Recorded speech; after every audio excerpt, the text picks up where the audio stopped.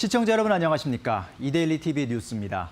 코로나19 신규 확진자 수 발표 속보부터 전해드리겠습니다. 중앙방역대책본부에 따르면 오늘 0시 기준 국내 코로나19 신규 확진자 수는 271명입니다. 국내 발생이 255명, 해외 유입이 16명입니다. 6일 만에 다시 300명 아래로 내려왔습니다. 이로써 누적 확진자 수는 3만 1,004명입니다. 다음 소식입니다. 국내 증권사들이 내년에 코스피가 현재 기준 역대 최고치를 넘어설 것으로 예상했습니다.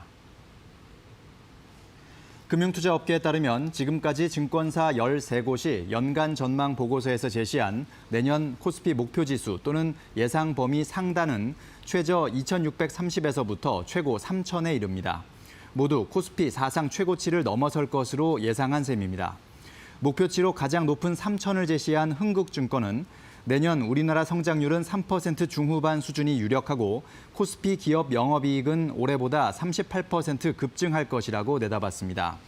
가장 낮은 목표치를 예상하는 DB금융투자는 미국 등 주요국에서 최고 수준의 기업 부채와 최저 수준의 재정 수지를 기록하며 민간 투자와 정부 지출이 악화할 여지가 있다고 진단했습니다.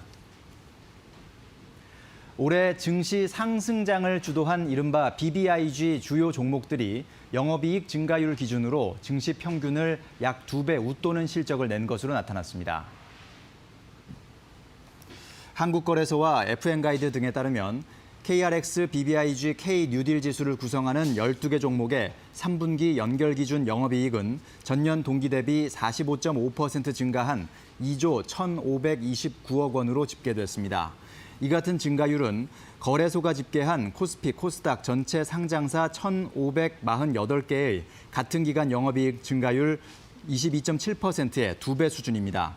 문종진 교보증권연구원은 BBIG 주요 기업들의 이익 전망치는 여전히 지속적으로 상향되고 있는 상황이라며 BBIG 등 성장 주도 종목이 배당 시즌 이후 가치주와 주가 격차가 축소되는 시점에도 현재의 실적 상향 추세를 유지할 경우 이들 종목의 상승장이 재개될 가능성이 크다고 전망했습니다.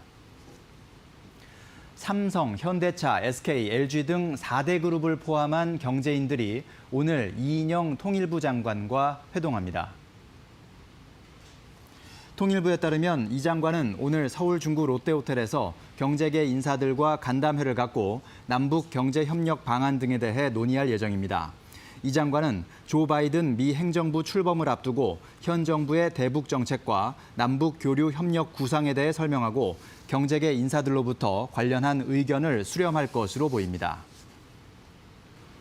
다음 소식입니다.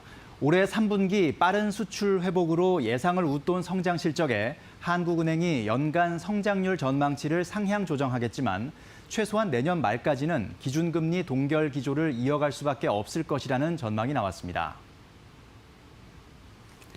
오는 26일 열리는 통화정책 방향 결정 한은 금통위 회의를 앞두고 이데일리가 국내 경제금융 전문가 13명을 대상으로 설문조사를 실시한 결과 응답자 전원이 금통위원들의 만장일치 기준금리 동결을 예상했습니다. 올해 연간 성장 전망은 당초 8월 전망보다는 0.1에서 0.2%포인트 수준에서 소폭 상향 조정될 것이라는 게 전문가들의 공통된 시각입니다. 올해 들어 코로나19 사태로 여행사와 화장품, 면세점 등 관광산업 분야 상장사 대부분에서 직원이 줄어든 것으로 나타났습니다. 금융감독원 전자공시 시스템에 따르면 지난 9월 말 기준 여행업종 상장사 6곳의 직원 수는 4,758명으로 지난해 말보다 400명 줄었습니다. 외국인 관광객이 끊기면서 화장품과 호텔, 면세 관련 상장사들도 비슷한 상황입니다. 항공사들도 소폭이지만 직원 수가 줄었습니다. 지금까지 이데일리 TV 뉴스 성주원이었습니다. 이어서 간추린 소식 전해드립니다.